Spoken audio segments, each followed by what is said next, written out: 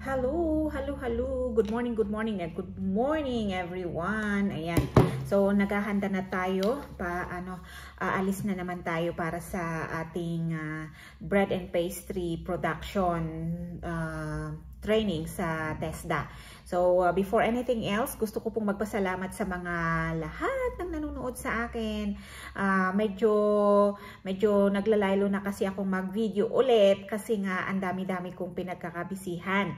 Pero sa video na to, gusto kong igawa ng follow-up video yung kasi medyo ilan-ilan na rin yung nagtatanong sa akin and sana po natulungan ko rin sila for free yung mga tanong nila. Ito ay tungkol po dun sa sa financial assistance from the DSWD kasi ilang beses na rin tayong naka-avail noon. Nakakailang receive na rin kasi ako ng inquiries tungkol doon kung paano daw makakuha. So, paano nga ba makakuha noon yung financial assistance? Lalong-lalo na yung sinasabi nilang AIX. Yun kasi, ang alam ko kasi doon, yun yung mga programs or financial assistance program nila Senator Raffy Tulfo, sila Robin Padilla, Amy Marcos, yung mga ganon. Kasi ilang beses na akong naka-receive nung tag nito, nung kasagsagan ng bagyong Egay, nabigyan na naman ako doon. Hindi ko alam kung kay Robin ba yun or kay Senator Robin ba yun or Senator Amy. Ayun. Basta ang proseso kasi niyan, bibigyan kayo ng kukuha muna kayo ng barangay certification sa barangay ninyo. Sa barangay kung saan kayo nakatira. Kasi sasabihin nyo doon na, kasi tatanungin naman kayo, aanhin nyo yung barangay certification. Sabihin nyo, hingi ako ng financial assistance sa DSWD. I mean, MSWD. MSWD kasi kung munisipyo. DSWD kung yung sa national. Yun. So, from your barangay na tinitirhan, kuha kayo doon ng certification na doon kayo nakatira. Tapos, ilalagay na rin doon kung saan nyo gagamitin. Ilalagay doon for financial assistance from DSWD or MSWDO, ganun. Tapos, dalhin nyo yun sa munisipyo ninyo.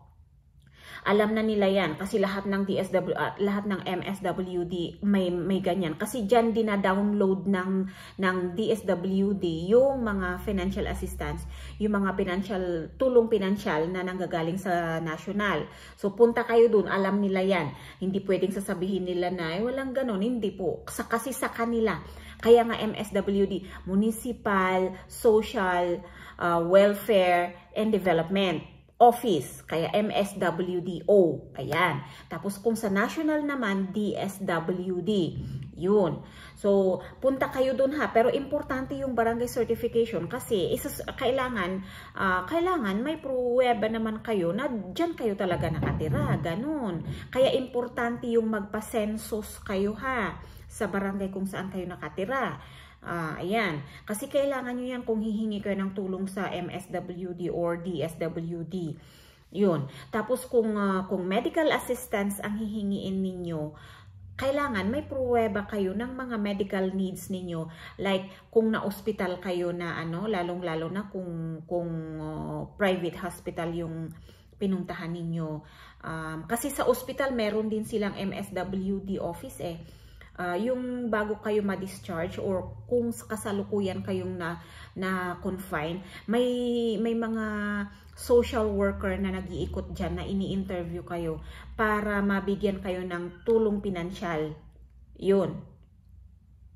Yun. Pero kung hindi kayo naka-avail sa hospital, pwede kayo dun sa munisipyo. Kung nakalabas na kayo, ganon. Kasi may mga medical bills naman kayo. May yung bills ninyo na biniyaran nyo sa hospital, dalhin nyo yun. Tapos, hingi kayo ng medical certificate doon sa hospital kung saan kayo na-confine dati. Yun yung dadalhin nyo sa dadalhin nyo sa MSWDO kasama yung barangay certification. Yun. Tapos mga valid ID nyo na rin, ganon. Ano pa ba? yan sa medical assistance ha. Or kung nagme-maintenance kayo, lalong-lalo na yung mga may mabibigat na sakit. Kung may mga maintenance kayo na tinitake, dalhin nyo yun. Meron yan. Meron yan assistance from MSWD sa munisipyo ninyo mismo. Yun. Tapos, educational assistance, meron din yan. Kasi, basta importante yung yung barangay certification ninyo. Kasi doon nila isusulat kung anong assistance yung kailangan nyo. Or, basta financial assistance, educational assistance, isusulat doon sa barangay certificate ninyo. Yun. Ano pa ba?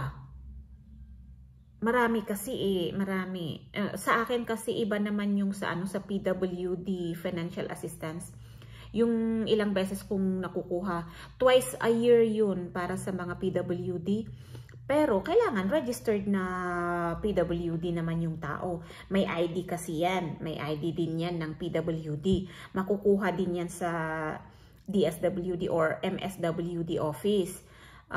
Pero still, ang isang requirement dyan, yung barangay certification.